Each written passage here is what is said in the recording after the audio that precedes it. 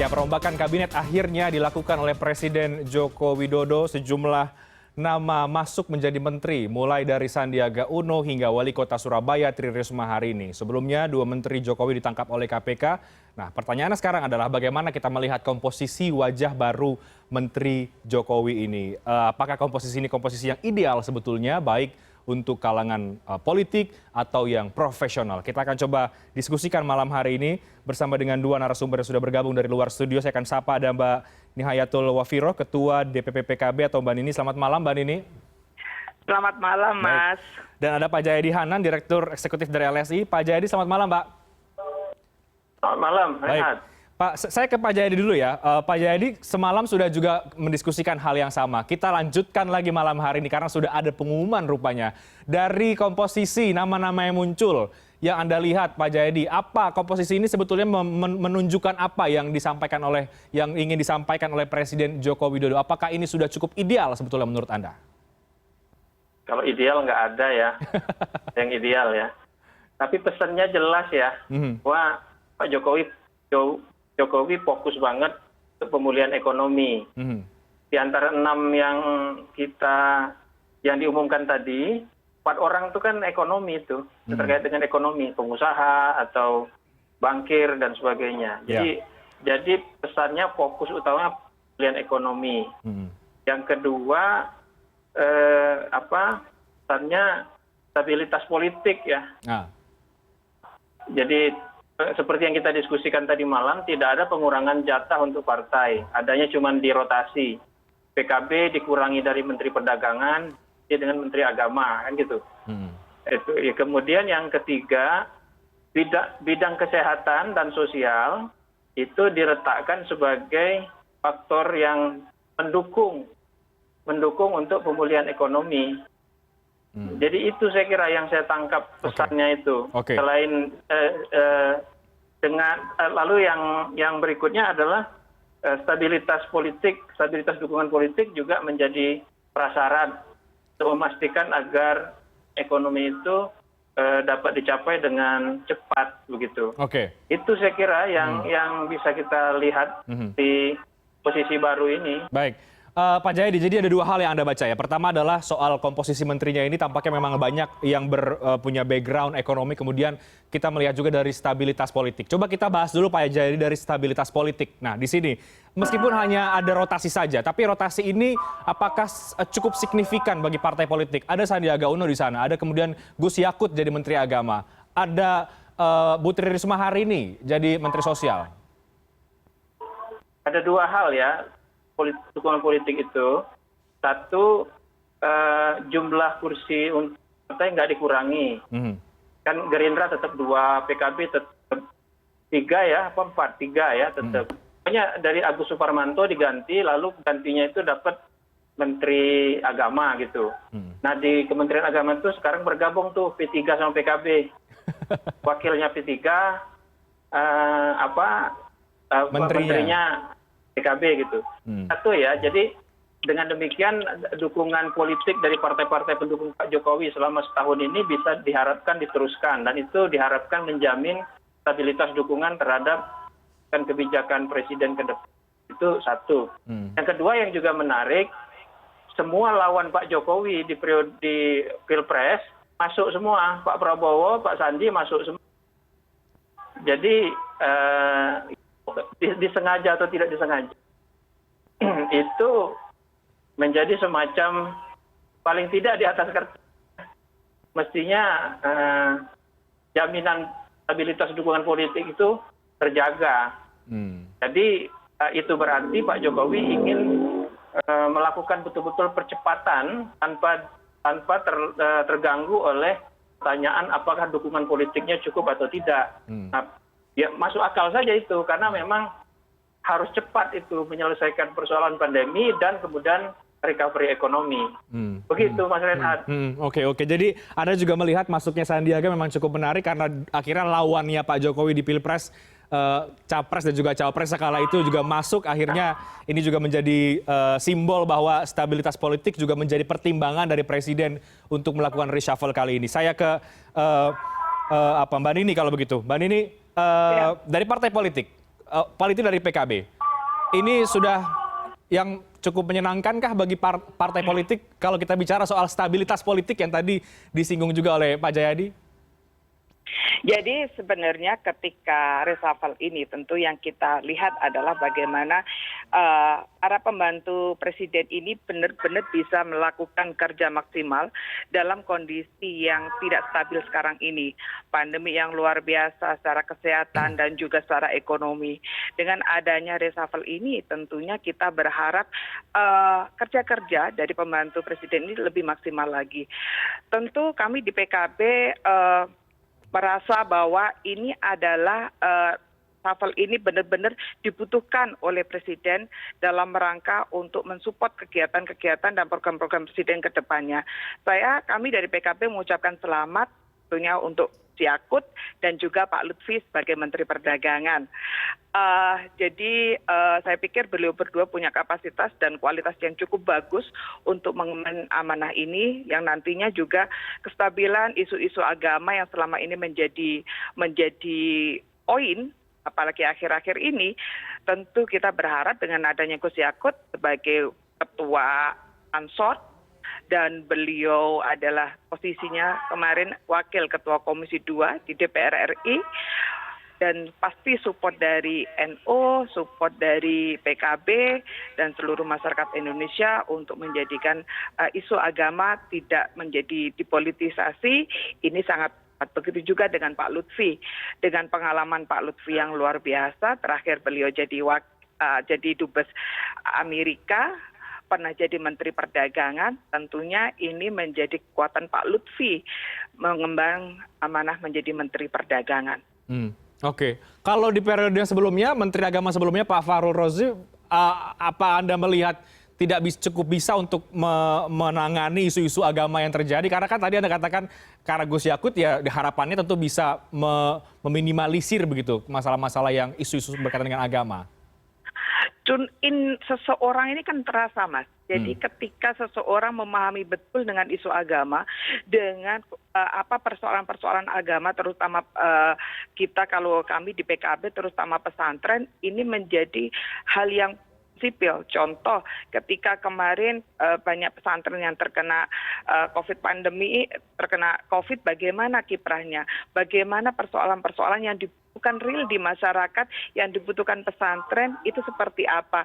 Ini yang kita melihat belum ada tune in, belum ada connect yang antara Menteri Agama yang sebelumnya. Jadi menjadikan langkah-langkah yang diambil tidak strategis. Gitu. Okay. Jangan sampai persoalan agama ini didatangi atau dianalisis atau didekati dengan cara militer. Tentunya itu tidak pas juga. Kita berharap para agama juga didatangi, dilihatnya juga dalam perspektif agama yang untuk mengedepankan kerukunan, toleransi dan sebagainya. Dan saya pikir tidak diragukan lagi bagaimana Gus Yakut memimpin Ansor, memimpin Banser menjadi yang terdepan dalam menegakkan NKRI ini, Mas. Oke, tampaknya PKB cukup happy ya artinya ini Mbak Nini dari reshuffle hari ini. Ya, siapapun sebenarnya pada dasarnya dari awal PKB kan mensupport pemerintahan ini.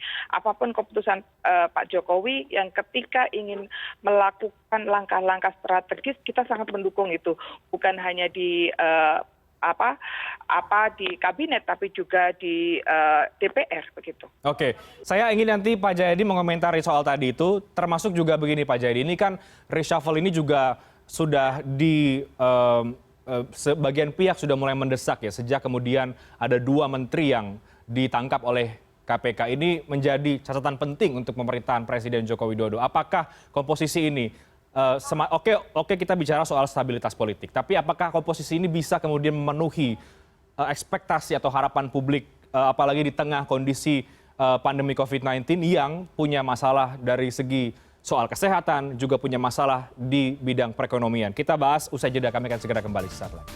Baik, kita masih memotret ya komposisi baru Menteri Pak Jokowi. Karena tidak hanya kemudian ada nama-nama yang populer yang masuk, ini juga menarik untuk melihat dari komposisi soal stabilitas politik, tapi juga dari segi profesional untuk menangani pandemi COVID-19. Pak Jayadi, ada tanggapan Pak dari apa yang tadi disampaikan oleh Mbak Nini? Sebetulnya kalau kita bicara soal komposisi, katakanlah Menteri Agama dulu deh, seperti apa dari Anda? Ya memang yang Menteri Agama yang lama itu, meskipun terkait juga dengan keluarga NU kan, jauh di Matlaul Anwar gitu, tradisi NU maksud saya, memang lebih cenderung menonjol latar belakang militernya. Dan apa namanya, paling tidak di awal-awal itu ada kecenderungan menimbulkan kontroversi. Itu mungkin membuat Pak Jokowi tidak nyaman gitu, sehingga mencari Menteri Agama yang baru. Sebetulnya Gus Yakut, kalau kita lihat pendidikan formalnya, kan tidak pendidikan agama juga kan. Iya. SD, SMP, SMA, dan kuliahnya pun bukan pendidikan agama. Iya. Cuma beliau memang sejak kecil, secara tradisional juga adalah keluarga pesantren. Nah, kakak kandung beliau yang tadinya digadang-gadang jadi Menteri Agama kan, Yahya Khalil Stakuf kan, apa namanya. Jadi demikian saya bisa paham kalau Mbak Nini tadi mengatakan kekentalan latar belakang dan pengalaman keagamaan yang dimiliki oleh Gus Yakut lebih dalam dibandingkan dengan Pak Farul Rozi. Mungkin begitu maksudnya, sehingga dia diharapkan lebih paham persoalan-persoalan yang terkait dengan isu-isu keagamaan sampai ke masyarakat di tingkat bawah. Oke. Jadi kalau itu benar, maka ya mudah-mudahan itu akan membuat Gus Yakut menjadi Menteri Agama yang lebih sejuk, lebih menjaga kerukunan, begitu, lebih menjaga NKRI ke depannya, begitu, sehingga tidak menimbulkan kontroversi yang tidak perlu. Baik, Pak Jayadi, di pos yang kemudian kita tahu menterinya kemarin sempat ditangkap ya, Menteri Sosial dari Pak Juliari ke Ibu Tri Risma hari ini, kemudian Menteri KKP dari Pak Edi Prabowo, Gerindra, kemudian ke Pak Trenggono. Pak Trenggono ini kan juga sosok yang cukup menarik karena punya kedekatan juga dengan Pak Jokowi sejak kemudian kampanye ya. Ada dia menjadi bendahara dari TKN Jokowi Ma'ruf. Anda melihat dua pos ini ya, yang kemudian menjadi sorotan bagaimana ketika digantikan oleh dua sosok yang baru ini? Yang sosial itu tampaknya Pak Jokowi menginginkan tiga hal saya lihat. Kalau dengan memilih Bu Risma itu ya, satu, Pak Jokowi menginginkan kecepatan, gerak cepat.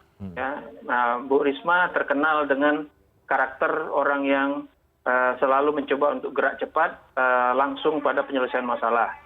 Dan itu dia punya pengalaman karena menjadi wali kota Surabaya 2 periode. Yang kedua, tentu saja ingin memperbaiki citra Kementerian Sosial yang menterinya berturut-turut kena korupsi kan gitu. Jadi memang itu masalah akut Kementerian Sosial, sehingga perlu diberikan kepada menteri yang lebih punya kredibilitas, integritas yang kuat di mata publik, sehingga bisa menjaga agar tidak terjebak lagi kepada korupsi. Yang ketiga, saya kira tampaknya Pak Jokowi ingin ada gebrakan di Kementerian Sosial. Karena bagaimanapun Kementerian Sosial ini bersama dengan Kementerian Kesehatan menjadi ujung tombak untuk penyelesaian masalah pandemi.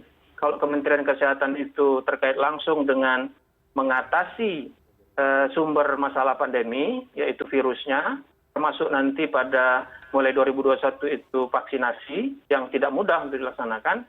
Kalau Kementerian Sosial itu menyiapkan jaring pengaman sama untuk memastikan agar sebagian penduduk yang terkena langsung secara ekonomi, itu yang menjadi susah secara ekonomi, pendapatan yang menurun dan sebagainya, itu bisa bantu sehingga siap untuk menerima program recovery ekonomi secara lebih menyeluruh. Nah itu saya kira kalau di Kementerian Sosial ya. Nah, tantangannya adalah Bu Risma ini orang daerah, orang baru, dia punya kemampuan manajerial di tingkat mikro di daerah, tapi pertanyaannya apakah dia mampu mengatasi birokrasi di tingkat nasional yang memiliki banyak kepentingan seperti di Kementerian Sosial itu. Jadi bisa saja nanti yang diharapkan gerak cepat malah kemudian sibuk misalnya menghadapi resistensi dari birokrasi di tingkat pusat. Nah itu saya kira tantangannya. Dan tantangan itu saya kira menjadi tanggung jawab Pak Jokowi sebagai orang yang memilih untuk membantu Bu Risma. Oke, Menteri KKP bagaimana Pak Jayadi? Nah di Kementerian KKP saya kira unsur yang terkait langsung dengan pemulihan ekonominya cukup banyak saya kira di KKP itu. Kan ada banyak usaha kecil menengah yang terkait dengan KKP, ada nelayan yang ada di situ, ya, baik isu-isu kemaritiman yang juga terkait dengan upaya pemulihan ekonomi. Nah tampaknya Pak Jokowi menaruh orang yang mengerti masalah perekonomian, dan latar belakangnya kan pengusaha Pak Wahyu Sakti Trenggono itu. Meskipun dunia usahanya sebelumnya agak berbeda, yang pada saat yang sama dia orang yang bisa dipastikan loyalitasnya kepada Pak Jokowi, sehingga bisa dengan lebih cepat mengerti apa yang diinginkan oleh Pak Jokowi dan bekerja sama dengan tim. Jadi dari sudut pandang itu saya kira lagi-lagi ya sudut pandang itu kan ekonomi, recovery ekonomi.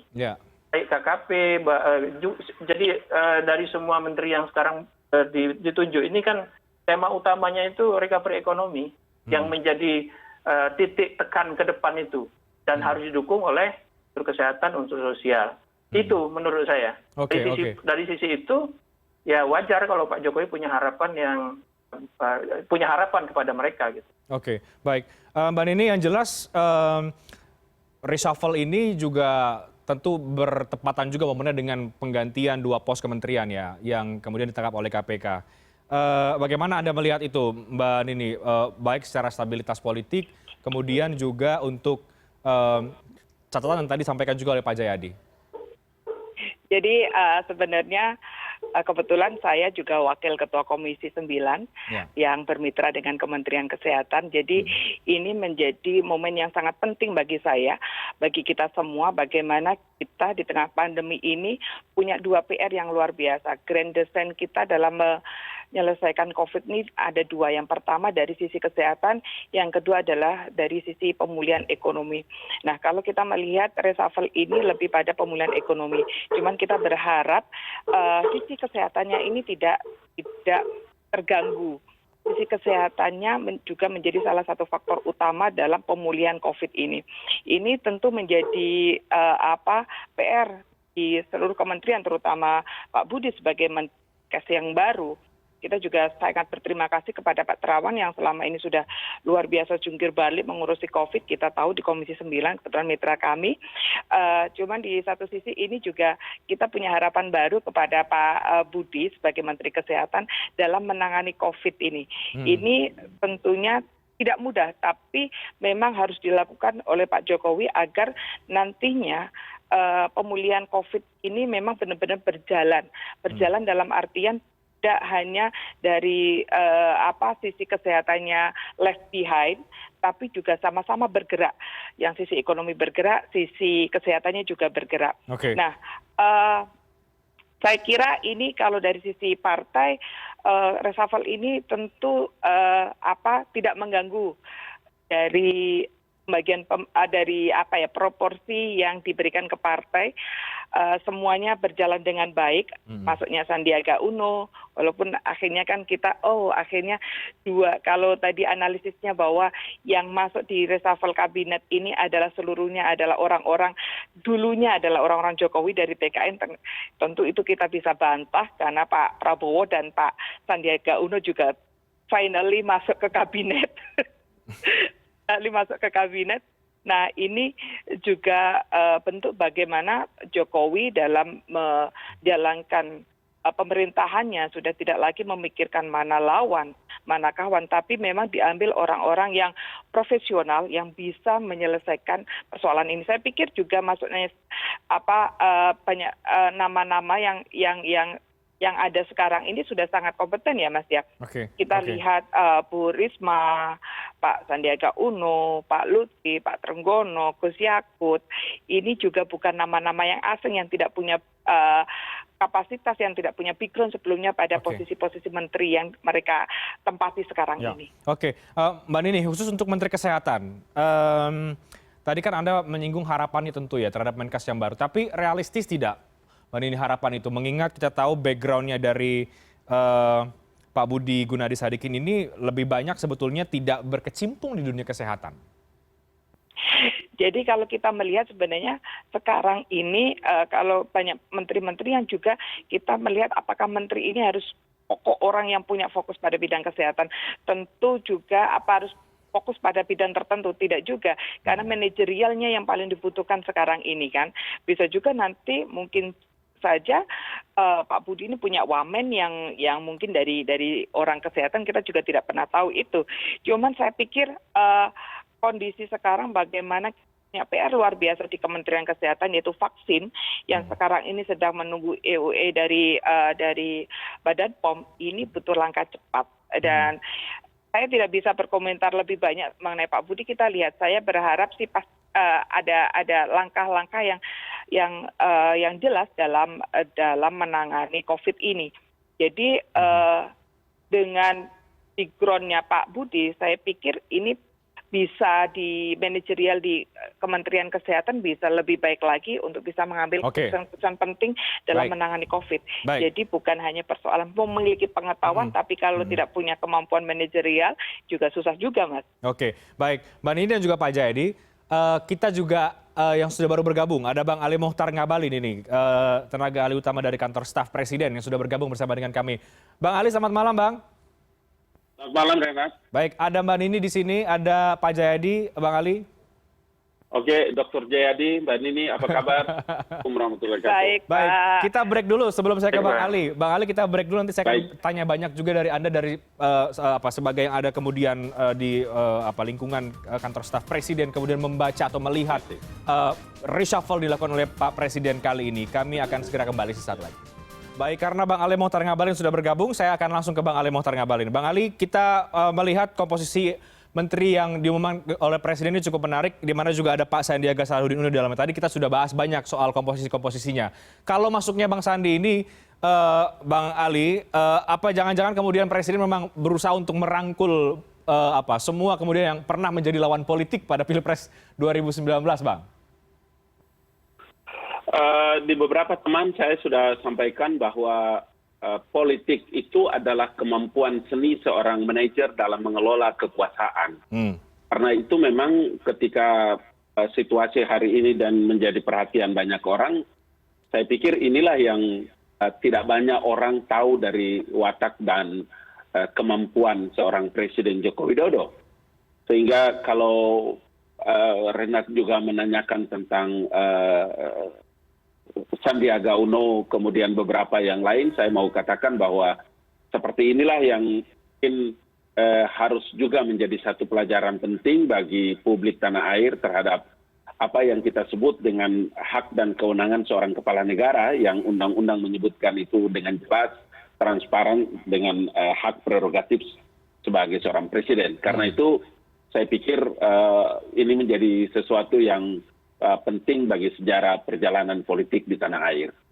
Baik, Bang Ali, tapi melihat momennya pengumuman reshuffle hari ini, Anda melihat ini sebetulnya seperti apa sih? Karena kan kita tahu ada 2 menteri yang sebelumnya ditangkap KPK. Kita tahu juga bahwa ada agenda politik besar beberapa waktu yang lalu, ada pilkada, ada omnibus law, cipta kerja di sana. Tadi kami juga sudah berbincang dengan koresponden kami yang ada di istana. Ini memang momentum yang cukup panjang yang ditunggu-tunggu oleh Presiden sampai kemudian melihat oke, ini adalah di waktu yang pas. Jadi memang ini pertimbangannya apa? Mungkin Bang Ali bisa menyampaikan apa pertimbangan reshuffle ini diumumkan pada hari ini? Iya, saya ingin menyampaikan bahwa posisi memilih waktu yang tepat itu juga adalah bagian daripada kecerdasan seorang pemimpin. Bahwa orang menyebutkan bahwa hitungannya dalam kalender Jawa dan lain-lain, saya kira itu sah-sah saja. Tapi bagi seorang kepala negara, seorang kepala pemerintahan, bagi Pak Jokowi setelah pilkada, ya serentak, kemudian isu kepada isu yang lain reda, kemudian beliau memilih waktu yang tepat untuk mengumumkan hari ini dan besok dilantik, itu juga adalah bagian daripada kecerdasan dari seorang pemimpin. Sehingga kalau saya mau bilang, Renat, syukurlah kita dengan pilihan-pilihan terbaik yang Bapak Presiden umumkan pada hari ini dan besok dilantik. Mudah-mudahan kita berdoa agar beliau-beliau bisa menjalankan tugas dan amanah ini dengan baik. Itu aja sebetulnya harapan kita. Ya, Pak Jayadi, ini pilihan-pilihan terbaik tadi kata Bang Ali, juga kecerdasan dari seorang Presiden Joko Widodo. Anda melihatnya bagaimana? Sudahkah kemudian komposisi ini memenuhi ekspektasi dan juga harapan publik, apalagi melihat beberapa waktu yang lalu 2 menteri kemudian ditangkap? Ya, tetap ada pertanyaan kan, misalnya mengapa yang ditunjuk jadi Menteri Kesehatan bukan orang yang memiliki kompetensi langsung di bidang kesehatan, itu kan tetap ada pertanyaan. Nah, saya mencoba memahami, mencoba mencari apa alasannya ya.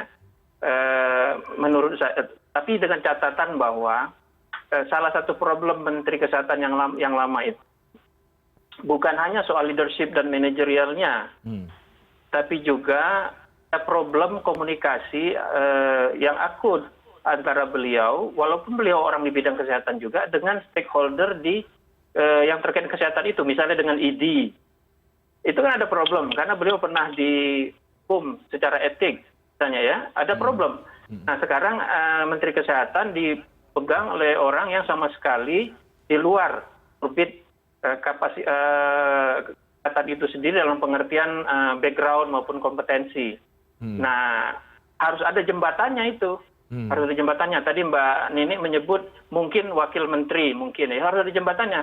Karena luar biasa itu stakeholder Kementerian Kesehatan itu banyak sekali, apalagi nanti dia punya peran yang sangat penting dan berada di depan. Itu satu. Tapi mungkin yang diinginkan oleh Pak Jokowi dengan Kementerian Kesehatan itu adalah beliau ingin Kementerian Kesehatan mengambil peran di depan dalam pengertian, karena kan isunya 2 itu kan, kesehatan dan ekonomi. Mengambil peran di depan, karena itu minimal ada 2 hal yang diperlukan di situ. 1, kapasitas leadership. 2, kemampuan melakukan koordinasi, integrasi. Nah, Budi Sadikin kan dikenal sebagai orang yang memiliki kemampuan itu. Dari pengalaman-pengalamannya, dari dari prestasi yang dia tunjukkan, dia punya kemampuan untuk itu. Dan memang 2 hal itu diperlukan Kementerian Kesehatan itu. Soal vaksinasi saja itu kan tidak mudah. Bagaimana mendapatkannya, bagaimana meyakinkan masyarakat bahwa vaksinasi harus dilaksanakan, bagaimana menjamin akses yang setara kepada semua masyarakat agar vaksinasi itu berjalan dengan baik, dan itu nanti akan melibatkan koordinasi dengan BUMN di bidang kesehatan, rumah sakit, dan sebagainya. Jadi perlu kemampuan manajerial dan leadership yang mumpuni. Nah, tampaknya yang diharapkan Presiden dari Budi Sadikin itu, 1. Yang kedua, jangan lupa tadi saya bilang, ini itu pokoknya pemulihan ekonomi. Jadi harus ada orang di Kementerian Kesehatan itu yang mengerti betul bagaimana caranya mengintegrasikan programnya itu dengan pemulihan ekonomi secara lebih luas. Atau jangan-jangan kemudian selama ini kan sudah berada di orbit itu. Beliau ada di tim pemulihan ekonomi nasional, terus-menerus berhubungan langsung dengan Satgas COVID-19. Jadi sudah ada kemampuan, sudah ada pengalaman untuk itu. Termasuk saya lihat di media, dia mengkoordinasi banyak sekali rumah sakit yang terkait dengan upaya pemulihan ekonomi ini. Jadi mungkin itu yang diharapkan oleh Presiden. Tapi sekali lagi, tetap harus dijembatani itu persoalan kompetensi beliau yang tidak terkait langsung dengan kesehatan, dengan Kementerian Kesehatan. Karena Kementerian Kesehatan itu juga di bawahnya banyak sekali yang harus dilakukan, dan itu memerlukan kompetensi juga di bidang kesehatan. Mungkin jawabannya seperti kata Mbak Nini, jangan-jangan Mbak Nini sudah tahu sebetulnya. Coba kita tanya ke Mbak Nini. Nanti akan ada wamen di bidang kesehatan yang akan membantu beliau, begitu. Pak Jayadi, kita tanya langsung. Itu akan jadi problem lagi. Silakan Mbak Nini, mumpung ada Mbak Nini, kita tanya saja langsung kalau begitu. Jadi memang Kementerian Kesehatan itu kan kalau dalam APBN itu anggarannya 5%. Jadi betul bahwa ini stakeholdernya luar biasa sekali, dari mulai pusat hingga bawah, ada ratusan rumah sakit, belum lagi juga puskesmas dan sebagainya. Jadi bila melihat ini memang kemampuan manajerial ini sangat diperlukan untuk mengkonekkan satu dengan yang lain. Kita sebenarnya di Komisi 9 waktu itu berpikir bahwa Kementerian Kesehatan ini harus menjadi leading sektor dalam penanganan COVID. Kalau kita melihat waktu itu kan kesehatan menjadi reasonnya, salah satu reason pembentukan gugus, tapi pembentukan komite ini berubah, yang menjadi reasonnya adalah ke ekonomi. Salah satu nama kesehatan yang muncul itu Menteri Kesehatan. Nah, mungkin Pak Jokowi ingin ambil orang yang benar-benar punya kemampuan manajerial yang bagus, terutama ini terkait vaksin. Ini kan juga PR-nya luar biasa, baru 1,2 juta yang datang, dan apalagi Presiden sudah mengatakan bahwa seluruh masyarakat Indonesia ini harus mendapatkan vaksin gratis. Lalu bagaimana juga dengan yang kemarin sempat ada pola 70-30, 70 yang mandiri, 30 yang vaksin pemerintah, kemudian menjadi 50-50, 50 vaksin pemerintah, 50 vaksin dari mandiri, seperti apa? Nah, selama ini memang yang berharap Kementerian Kesehatan yang menjadi leading sektornya, karena yang punya jaringan tenaga kesehatan, rumah sakit hingga sampai ke bawah ini Kementerian Kesehatan. Jadi memang PR terbesarnya adalah bagaimana membangun manajerial yang baik dalam di Kementerian Kesehatan. Namun tidak bisa dipungkiri juga pengetahuan tentang kesehatan ini penting sekali, dan saya pikir pilihan Pak Jokowi ini tepat ya, karena tidak hanya soal pengetahuan kesehatan saja yang diperlukan, tapi juga sisi manajerialnya. Kita tahu pernah satu lembaga yang ngurusi tentang obat, makanan, tidak dipimpin oleh orang yang dari farmasi, tapi ternyata juga mampu melakukan itu. Nah, hal-hal seperti ini yang tentu kita pelajari, bahwa dalam politik itu manajerial, bagaimana mengatur leadership ini penting sekali, dan untuk pengetahuan tentang kesehatan bisa dijembatani dari wamennya atau juga dari dirjen-dirjennya. Saya tahu bahwa dirjen-dirjen di Kementerian Kesehatan sangat mumpuni semua dalam melaksanakan tugas ini. Itu tinggal Oke, baik Bang Ali, jelas nih tadi di awal kita sudah banyak berdiskusi bahwa ini kalau Pak Jayadi katakan ini tampaknya wajah-wajah yang baru ini punya latar belakang di bidang ekonomi rata-rata, memang ini tampaknya memang fokusnya tetap lagi-lagi ke perekonomian. Bagaimana kemudian nasib di bidang kesehatan ya Bang Ali Mohtar Ngabalin? Kita jawab di segmen berikutnya. Terakhir kami akan segera kembali sesaat lagi. Segmen terakhir dialog, singkat saja Bapak Ibu semuanya, saya ke Bang Ali Mohtar Ngabalin. Bang Ali, banyak yang dengan background bidang ekonomi, bahkan Menkesnya pun juga demikian. Oke, sekarang bidang kesehatannya bagaimana? Jangan-jangan pemerintah memang lagi-lagi fokus saja ke bidang ekonomi saja? Iya, sebetulnya ya, saya sebetulnya mau menyampaikan sedikit terkait dengan latar belakang BGS ya. Kalau banyak orang melihat bahwa kenapa Bapak Presiden mengangkat beliau yang tidak punya latar belakang ilmu kesehatan. Sebetulnya catatan sejarah dunia itu banyak sekali menteri-menteri kesehatan di dunia yang diangkat oleh presiden mereka itu bukan latar belakang dokter atau ilmu kesehatan. Saya mencatat seperti di Saudi Arabia itu yang disebut dengan Taufik Ar-Rabia itu justru punya latar belakang ilmunya adalah public administration. Begitu juga di Jerman. Kemudian di Selandia Baru itu malah mereka yang punya latar belakang sebagai seorang engineering. Di Jerman, kemudian Jepang juga seperti itu, Kanada, dan beberapa negara-negara yang lain. Tadi kita sempat membicarakan ya, Bang Jayadi dan Mbak Nini juga sudah sempat menyinggung tentang bagaimana pentingnya organisasi itu dengan seorang menteri kemudian mampu melakukan orkestrasi terhadap kemampuan leadership dan manajemen dalam mengelola. Karena begini, mulai dari sekjen sampai dengan para dirjen-dirjen dan beberapa bapak dan ibu direktur di Kementerian Kesehatan itu, saya tahu persis bagaimana kapasitas dan kapabilitas mereka dalam bidang yang luar biasa. Sehingga dengan hadirnya Pak BGS ini paling tidak menjadi seorang leader yang baik, kemudian membangun satu kemampuan manajemen, kemudian membuat orkestrasi yang lebih sempurna dalam menghadapi masa-masa pandemi seperti hari ini. Sebetulnya itu menurut saya harus kita punya tugas juga untuk memberikan pencerahan kepada publik tanah air lewat CNN Indonesia malam ini. Oke, baik Bang Ali, saya ke Mbak Nini terakhir, singkat dari Anda Mbak, kesimpulan kemudian dari proses pengumuman menteri pada hari ini oleh Pak Jokowi di reshuffle ini. Sekali lagi selamat untuk Yakut dan Pak Lutfi yang mengemban amanah baru sebagai Menteri Agama dan Menteri Perdagangan. Saya yakin kemampuan-kemampuan dari menteri-menteri yang baru ini bisa mempercepat pemulihan ekonomi dan juga menyelesaikan pandemi COVID yang ada di Indonesia. Selamat semuanya dan semoga kinerjanya lebih baik lagi. Baik, Pak Jayadi terakhir Pak, tantangannya jelas sekali di depan mata untuk para menteri dan juga komposisi baru Kabinet Pak Presiden Jokowi ini. Ke depan bagaimana? Tantangannya mereka tidak punya alasan lagi untuk tidak bergerak cepat kan. Dukungan politiknya sudah cukup. Kemudian konsolidasi kementeriannya sudah diperbarui. Kemudian fokusnya sudah jelas di ekonomi dengan dukungan awal pada penyelesaian pandemi kan. Kemudian tidak ada manuver-manuver politik di luar yang mungkin akan mengganggu kerja dari kabinet ini.